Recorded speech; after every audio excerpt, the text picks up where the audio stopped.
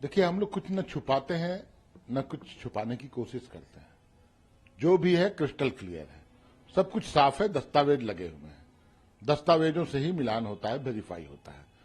जब returning officer के सामने अपनी बातें रखने का समय था, उस वक्त तो चुप्पी साथ बैठे थे। फिर उसके बाद दिव्य ज्ञान आया, तब ये बातें आ रही हैं।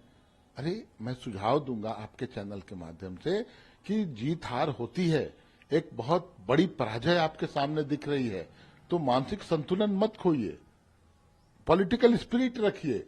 हार जीत लगा रहता है, लेकिन भाजपा के लोग विचलित हो गए हैं, इनका मानसिक संतुलन गड़बड़ा गया है।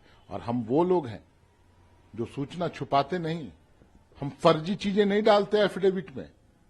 आपके कई एक नेता हैं जो फर्जी डिग्री, किसी एफिडेविट में 8वां पास, किसी में मैट्रिक पास, किसी में इंटायर पॉलिटिकल साइंस। और भी कई एक मंत्री इनके थे जिन पर इस तरह के आरोप लगे थे। एक सांसद भी हैं झारखंड के जो मात्र 12 साल की 10 साल की उम्र में वो मैट्रिक भी पास कर जाते हैं। तो बहुत सारी ऐसी बातें हैं जो उनको शोभा देती हैं, वो लोग इस तरह की चीजें करते हैं। हम वैसी चीजों को न प्रश्रय देते हैं न हम वैसा करते हैं। प्रधानमंत्री ने कहा कि वन नेशन वन इलेक्शन और यूनिफॉर्म सिविल कोड जल्दी ही लागू की जाएगी, इसकी प्रयास चल रही है, इस पर काम चल रहा है। देखिए, बातें तो बहुत सारी प्रधानमंत्री महोदय ने कही थी, आप देख छोड़ दीजिए और चीजें, लेकिन बुलेट ट्रेन बस बैठ के हम लोग अब दिल्ली जाने ही वाले थे। 11 साल हो गया। स्मार्ट सिटी भी हमने देखा, बहुत सुंदर, एक से एक स्मार्ट सिटी बन गई। बनारस को क्योटो भी बना दिया इन लोगों ने। अब आ रहे हैं यूनिफॉर्म सिविल कोड। यूनिफॉर्म जहां पर विविधता में एकता हो, एक यूनिटी इन डाइवर्सिटी हमारे देश में बोला जाता है, तो सिविल कोड को आप यूनिफॉर्म कैसे कर दीजिएगा? ये एक साधारण सी बात है जो मेरे समझ में आती है। आदिवासियों का एक अलग कोड है, एक अलग उनका आचार विचार, संस्कार, व्यवहार, खान पान, सब कुछ अलग है। तो कैसे आप, एक मैं उदाहरण दे रहा हूं, कैसे हो पाएगा ये सब चीज?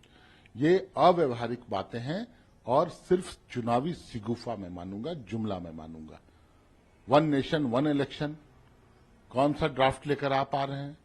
पहले सर्वदलीय बैठक बुला लीजिए, आपस में सहमति कर लीजिए।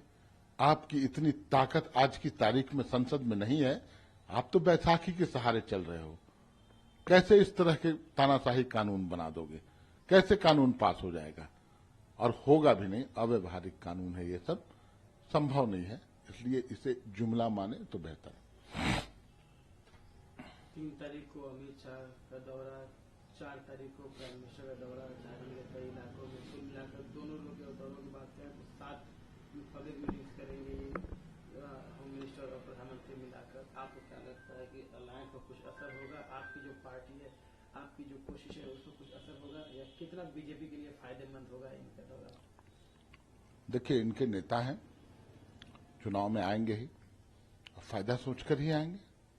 ये अलग बात है कि लोकतंत्र में जनता जनार्दन होती है, भगवान होती है, उनके हाथों में सब कुछ है। झारखंड की जनता ये देख रही है कि इन लोगों ने, जिनका नाम आपने लिया, जो बाहर से दूसरे राज्यों से आते हैं, जिन्होंने यहाँ के एक आदिवासी का बेटा, हम लोगों का प्रिय नेता हेमंत सोरेन को 5 महीने जेल रखने का काम किया था, कैसे इनके प्रति जो आक्रोश है झारखंडियों में, जितना ज्यादा ये दौरा करेंगे उतना आक्रोश बढ़ेगा।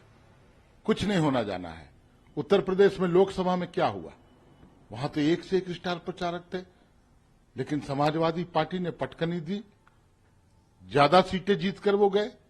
झारखंड में भी उनका प्रदर्शन बेहतर नहीं रहा, बहुत खराब रहा पिछले बार की तुलना में। 5 सीटें जो आरक्षित थी वो हम जीत गए, जबकि हमारा कमांडर इन चीफ, हमारा नेता, हमारा हेमंत सोरेन जेल में बंद था। तब ये हाल था। अब तो वो बाहर है। और डबल इंजन, बहुत ही लोग बोलते हैं डबल इंजन। अब डबल इंजन हमारे पास है। हेमंत सोरेन, कल्पना सोरेन, दोनों के सभाओं में इतनी भीड़ उमड़ रही है, मैं दावा करता हूं प्रधानमंत्री महोदय हमारे नेता के सभा के बराबर भी भीड़ जुटा ले तो मैं मानूंगा, जबकि पूरे 9 क्षेत्र के लोग एक जगह शामिल होंगे। पलामू की मैं बात कर रहा हूं।